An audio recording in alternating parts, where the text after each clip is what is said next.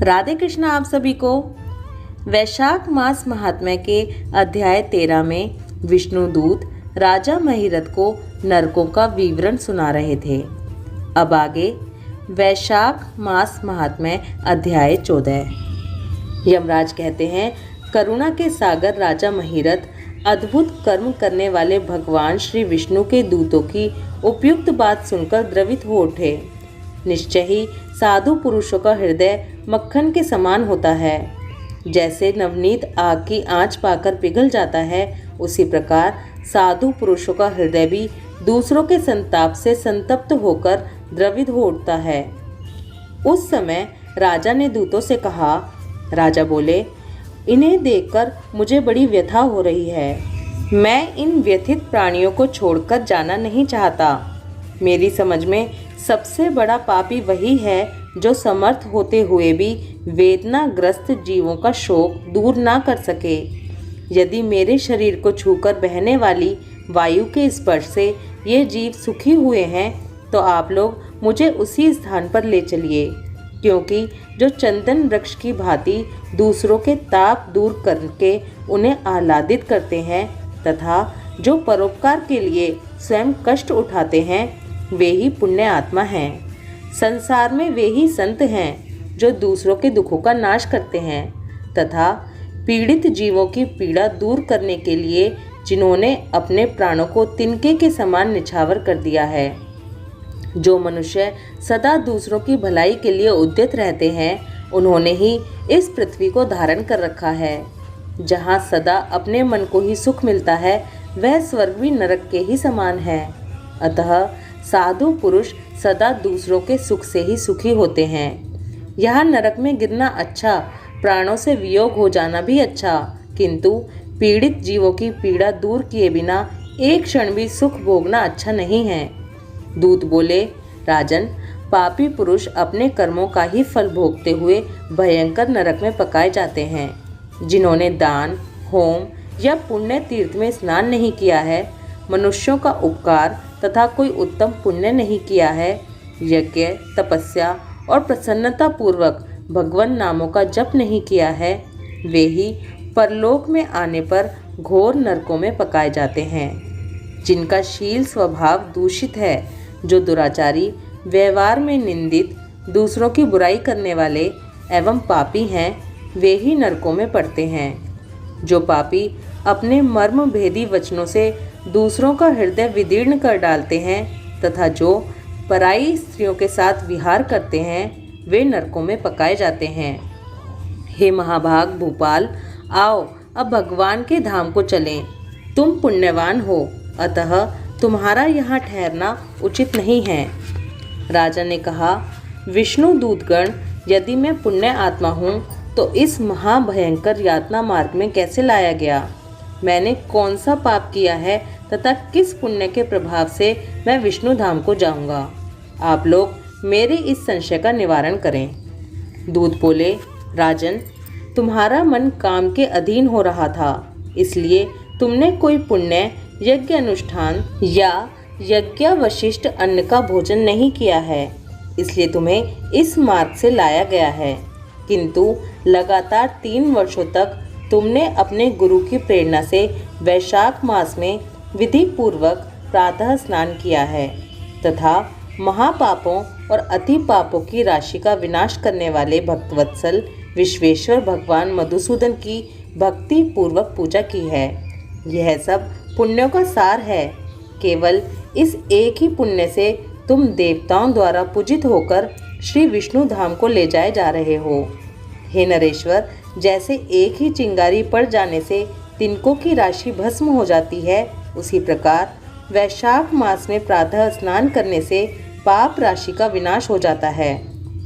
जो वैशाख में शास्त्रोक्त नियमों से युक्त होकर स्नान करता है, वह हरिभक्त पुरुष अति पापों के समूह से छुटकारा पाकर विष्णु पद को प्राप्त होता है। यमराज कहते हैं, ब्राह्मण, तब दया सागर राजा ने उन जीवों के शोक से पीड़ित हो भगवान श्री विष्णु के दूतों से विनय पूर्वक कहा, साधु पुरुष प्राप्त हुए ऐश्वर्य का, गुणों का तथा पुण्य का यही फल मानते हैं कि इनके द्वारा कष्ट में पड़े हुए जीवों की रक्षा की जाए। यदि मेरा कुछ पुण्य है तो उसी के प्रभाव से ये नरक में पड़े हुए जीव निष्पाप होकर स्वर्ग को चले जाएं और मैं इनकी जगह नरक में निवास करूंगा।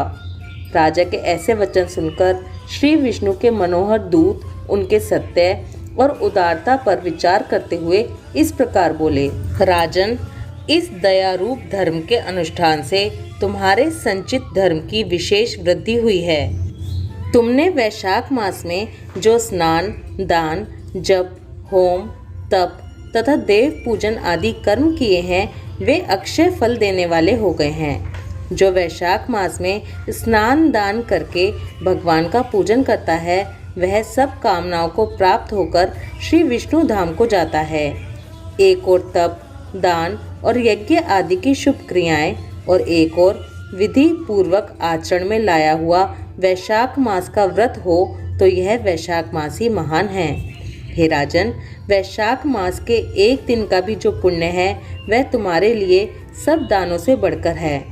दया के समान धर्म, दया के समान तप, दया के समान दान और दया के समान कोई मित्र नहीं है। पुण्य का दान करने वाला मनुष्य सदा लाख गुना पुण्य प्राप्त करता है। विशेषतः तुम्हारी दया के कारण धर्म की अधिक वृद्धि हुई है। जो मनुष्य दुखित प्राणियों का दुख से उद्धार करता है वही संसार में पुण्य आत्मा है। उसे भगवान नारायण के अंश से उत्पन्न समझना चाहिए। हे वीर, वैशाख मास की पूर्णिमा को तीर्थ में जाकर जो तुमने सब पापों का नाश करने वाला स्नान आदि दान पुण्य किया है उसे विधिवत भगवान श्री हरि को साक्षी बनाकर 3 बार प्रतिज्ञा करके इन पापियों के लिए दान कर दो, जिससे ये नरक से निकलकर स्वर्ग को चले जाएं। हमारा तो ऐसा विश्वास है कि पीड़ित जंतुओं को शांति प्रदान करने से जो आनंद मिलता है उसे मनुष्य स्वर्ग और मोक्ष में भी नहीं पा सकता।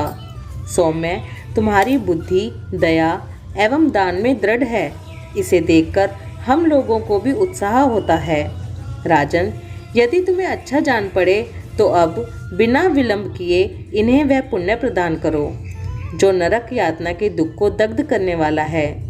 विष्णु दूतों के यों कहने पर दयालु राजा महिरथ ने भगवान गदाधर को साक्षी बनाकर 3 बार प्रतिज्ञा पूर्वक संकल्प करके उन पापियों के लिए अपना पुण्य अर्पण किया। वैशाख मास के एक दिन के ही पुण्य का दान करने पर वे सभी जीव यम यातना के दुख से मुक्त हो गए। फिर अत्यंत हर्ष में भरकर वे श्रेष्ठ विमान पर आरूढ़ हुए और राजा की प्रशंसा करते हुए उन्हें प्रणाम करके स्वर्ग को चले गए। इस दान से राजा को विशेष पुण्य की प्राप्ति हुई। मुनियों और देवताओं का समुदाय उनकी स्तुति करने लगा तथा वे जगदीश्वर श्री विष्णु के पार्षदों द्वारा अभिवंदित होकर उस परम पद को प्राप्त हुए जो बड़े बड़े योगियों के लिए भी दुर्लभ है। हे द्विश्रेष्ठ, यह वैशाख मास और पूर्णिमा का कुछ महात्म्य यहाँ थोड़े में बतलाया गया। यह धन, यश, आयु तथा परम कल्याण प्रदान करने वाला है। इतना ही नहीं, इससे स्वर्ग तथा लक्ष्मी की भी प्राप्ति होती है। यह प्रशंसनीय महात्म्य अंतःकरण को शुद्ध करने वाला और पापों को धो डालने वाला है। माधव मास का यह महात्म्य भगवान माधव को अत्यंत प्रिय है।